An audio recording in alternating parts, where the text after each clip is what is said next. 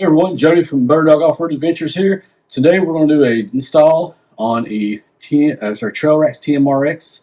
It is the roof rack that we have for the new Ford Bronco. It's probably the most popular roof rack for the Broncos, and for good reason. It's good quality. It's probably one of the better looking ones, and they especially made it to where you can remove the roof panels off your hardtop while it's still on.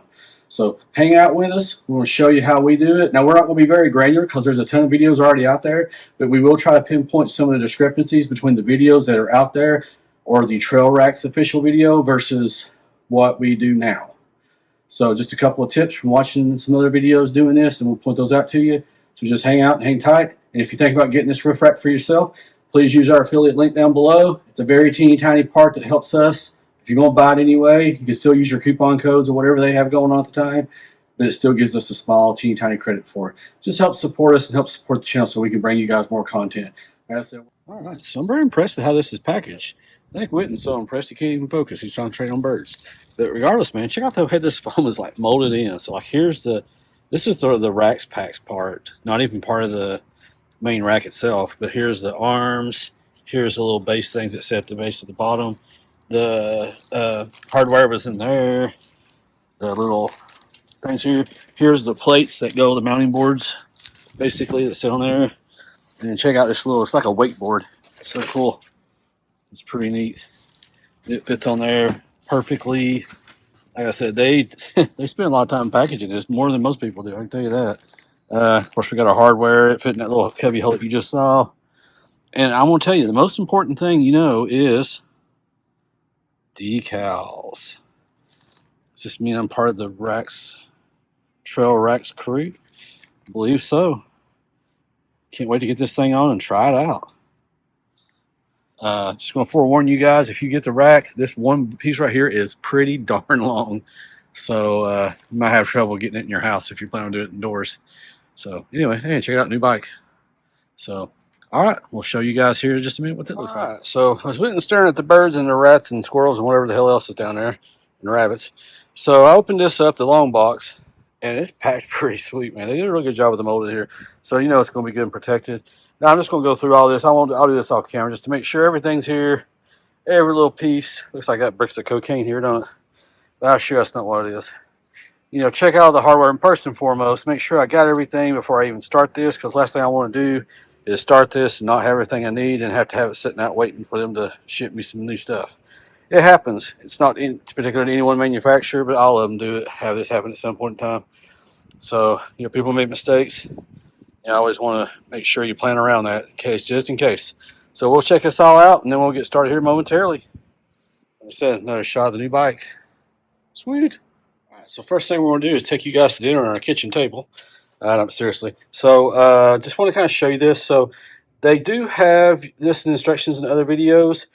Everything that we've seen is about 1 inch and 7/8. I think the instructions say like at 1.92 or 1.96 inches, but 1 inch and 7/8 is some of the videos that we saw from distance from here to here. So that's what we're going to start with. The TrailRax video kind of contradicts the instructions they have on the website, because the video they have, it has you put this together with the side rails and everything assembled and setting it on top of the roof to place these. Which doesn't make a lot of sense, because it's just a lot of lifting for no good, and you take a chance of screwing up your truck if you hit it. Whereas what I've seen other people do and what they have in their official instructions is you just have this set up right here with these two things on it. You set it up on there like this, then tighten these down. After you get the appropriate width, tighten these down, measure on both sides, make sure you're equal. If you're OCD like me, that's a given. Make sure this distance is equal to this distance. Then you tighten these nuts down, get these things firm in place to where these holes go over the factory studs that stick through. And then you just take this single bar off, then start assembling the rest of the rack, then put it on, which makes a lot better sense. I did get the light bar fairing, so I went ahead and put a couple of T-slots with some screws in here. Help with that. That there's just a tripod I got to help support this up so it won't lay flat. But yeah, so these are aluminum extruded crossbars. It's just like all the other crossbars that's in the rack system. So they're not going to rust, and they look pretty, and they're very light. So that's a good thing. So anyway, want to show this to you guys real quick. before we get this thing started. Like I said, this is a discrepancy with their install video, but not their instructions that you get online. So very close, pay attention to that. I'd go by the instructions online. I'd give them first cred before I would the install video, because I know they've updated it since the install video was filmed. All right, as you can see here, we have the clamps, I guess for lack of a better term, assembled with their little sticky pads here. I do have to trim some of this to make it even. The directions will tell you the double arrows have to go with the double arrows. So these are the back, these are the front, facing to the front. Of course, I got them turned the opposite way because I got them turned upside down. These are the front, and these are the back on this side. So just want to kind of show this to you real quick. We're doing all this in stages, so that way I'm not trying to kill it all in one day. So just figured I'd show you this real quick, just so you can kind of see it for yourself. All right, this thing comes with what they call nameplates. These basically fit behind where the outlying holes are in the rail racks, or the rails, I'm sure it refers. This is just to give it a silver logo blur appearance. I'm thinking I'm going to hold off on putting these on just yet. I'm going to probably see if I can't paint these to match cactus gray. I'm sure other people have done it. I'll probably have to prime them. They look like they're stainless steel, so I have to primer them, I should say, and then put some maybe color matching spray for cactus gray, maybe even a matte clear coat to match the expel. But I'm thinking that's what I want to do with these before I throw these things on. So that way it gives it a more professional look. So just wanted to kind of go over that with you guys. All right, something else we did is we put our little I don't know if you can really see it, the weather stripping like stuff on these rails. These are the Brax rails. These will mount onto the side of the car, so that way you can put our traction boards and everything on it. So just want to kind of go over that real quick. Another thing we did a kind of a couple days before the actual install, just to save some time. So just want to show it to you guys. All right. So just doing a little test fitment here. Like I said before, we had it at an inch, 1.78 inch on either side between the gaps. So we had it tightened already at this point, just to see if we'd have to loosen it up. As you'll see here, I want to measure it here. I want to first put a couple of the factory nuts back on just to make sure, hold it in place so it doesn't fall off. But I'm going to measure it right here in just a second. You'll notice that just based on my reaction, it fit exactly. I mean, you saw it when I put it down. It was right on it. So if you want to start out with that 1 7/8 measurement, you're good to go. All right, so you can see we nailed it right on the bat. You know, these were exactly symmetrical from the go. So it's pretty cool. Playing it pretty good. You know, the bolts lined up. So we didn't even have to really size it if we didn't want to. Of course, obviously we're going to, just to make sure we got it good. But, you know, realistically, we were pretty spot on. All right, so you'll notice that we unplugged the light bar. We got this little plug over to keep the water from getting wet in case it rains tonight. But this is lined up pretty good. Not gonna lie. You see there's a little dirt line there from where the light bar fairing was. Yeah. All right, we're ready to put this thing together. Okay, I may or may not have had a trick to get the back part off since I was by myself. Not going to show you what I did because I don't want you to pick up on my bad habits. Because some of y'all are going to tell me I'm stupid, and you know what? You're probably not wrong. So we'll show you that real quick. But like I said, don't do as I do, do as I say. But here we go. We got the bracket in for the PaxRax.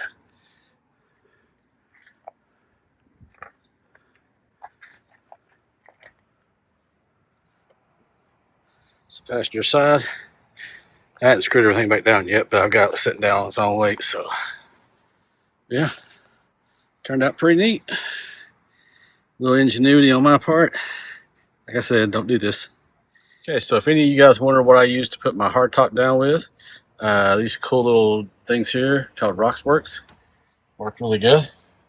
You just twist them, makes them easier to twist on and off. So just thought I'd show it to you guys. Got mine in gunmetal gray. Still got one to put up there, but I've got these other ones in over here. It's pretty cool. There's Roxworks. Also has a little thing up here, and it also uses the same Torx bit that the factory one does. So you sink it down with your hand and then tighten it down with a Torx stick. You're good to go. All right, so I have the PaxRax brackets up and ready to go. Put those on tomorrow when we get the rack on. So I actually like these. I plan on putting my traction boards on one of them, maybe a shovel axe mount on the other side. But stay tuned. I probably won't be able to put the tracks back, max tracks boards on pretty quick, but maybe not the other ones. That might be down the road more. So anyway, so quick trip I worked here, learned here from one of the other videos is loosen these up just a hair bit. You don't want to loosen them too much, or they don't want them to come out the track. Then you're screwed. Hard to get back in. Enough just to slide this thing over, pull this weather stripping piece back off. See, you can get in there a little bit easier now. So we're going to do that, and then we'll come back over the other side, slide it this way, and do that. And then we'll be ready to tighten everything down, and we'll be ready to put the back pieces on. So special shout to my neighbor's kid who helped me out with this. Did a great job. Probably the most tedious part of the whole process is trying to get these nuts down, even when you get them on there. So even when it's doing this little trick, it still is a little bit of a pain in the rear. Something you'll notice here that we did follow the instruction using a big pair of needle nose pliers to help place that nut on the bolts. Highly recommend you guys do that as well. It'll save you a little bit of time and anxiety. Sit back and enjoy.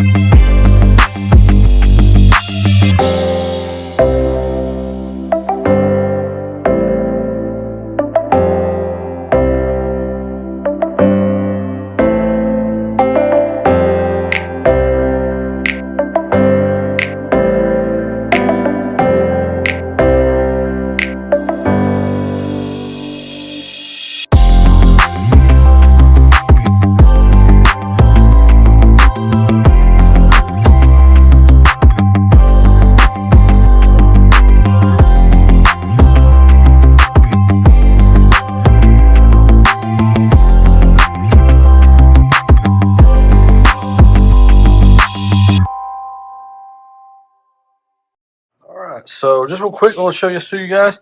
So the kit, the roof rack only comes with 4 sets of T-slots and T-slot bolts.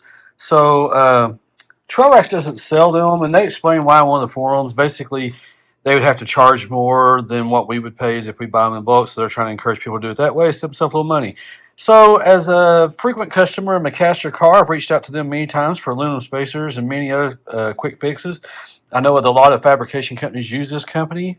So I ordered some T-slots with them. Now I have packs of 4, but I ordered 8. So I'll put a link below so you can use it, because the 4 that came with my roof rack, the first 2 of them went to the front light bar, and the other 2 are going to a rear light bar that I haven't mounted yet. I have a 30-inch amber last fit light bar that I'm going to mount on the back as a chase light.